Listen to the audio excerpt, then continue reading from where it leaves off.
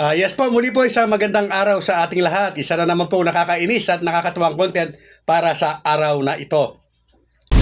Ang aking pong taos-pusong pagpapasalamat sa mga nakasubscribes na po at ang aking walang sawang pag-aanyaya po sa mga hindi pa po nakapag-subscribe. Pakisubscribe lamang po at click ang bell para palagi po kayong updated sa aking mga videos. Isang paalala lamang po, ang content pong ito ay para lamang po sa may mga malalawak na pangunawa. Bawal po ito sa mga pikon at may makakitid ang pag-iisip. Huwag kayong manood, bawal po sa inyo ito. Ang mga tanong po na sasagutin natin ay pinag-isa na lang natin. Pwede pa po bang palitan yung mga probisyon doon po sa ratified bill na hindi pa napipirmahan? Yes po.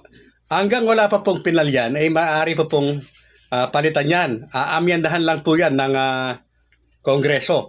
At kung ano po yung mapag-usapan na ipapalit or idadagdag, babawasan, nasa kanila po yan, po pwede po yan. Dahil hindi pa nga po yan ganap na batas.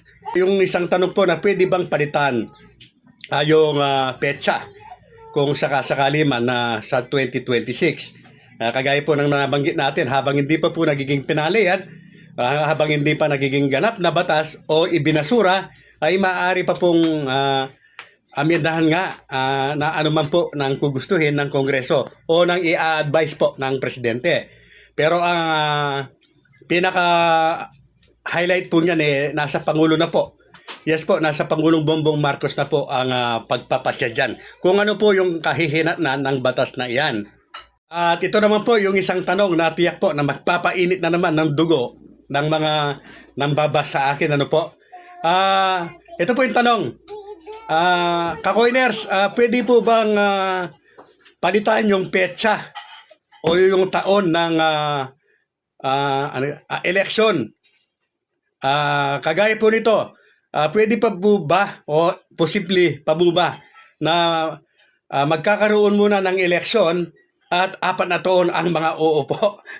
Well, napakagandang kasagutan po niyan. At sabi ko nga, bagamat nasa Pangulo na po yung lahat ng pagpapasya, kung ano po ang maaaring mangyari, posible po, may posibilidad. Yes po, hindi natin maaalis ang posibilidad. Sabi ko nga, lahat ay pwede pang mangyari. Marami pa po ang pwedeng mangyari dyan na kagaya po ng lagi kong inaasahan. Sinasabi, through amendment po ay pwede pong baguhin yan ng Kongreso. At lilinawin ko lamang po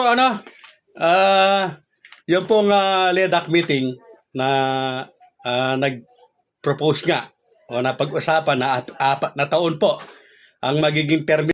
Yes po, yung napag-usapan kasi sa LEDAC, yun nga po 4 na taon po yung magiging termino po ng mga barangay officials, no? Pero tuloy ang halalan. So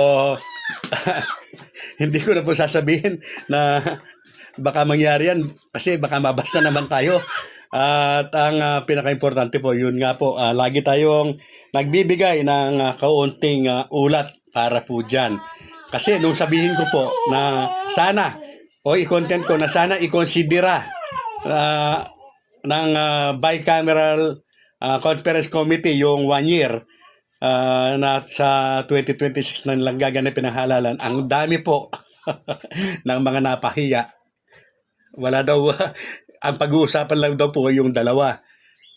So hindi po, marami po ang pwedeng pag-usapan nila dyan. Marami po silang pwedeng ilagay dyan. Maraming maaring may pwede silang magbawas, pwede silang magdagdag. Nasa kanila po yan. Pwede rin ibasura yan, pwede rin pirmahan. Maraming salamat po, Coiners.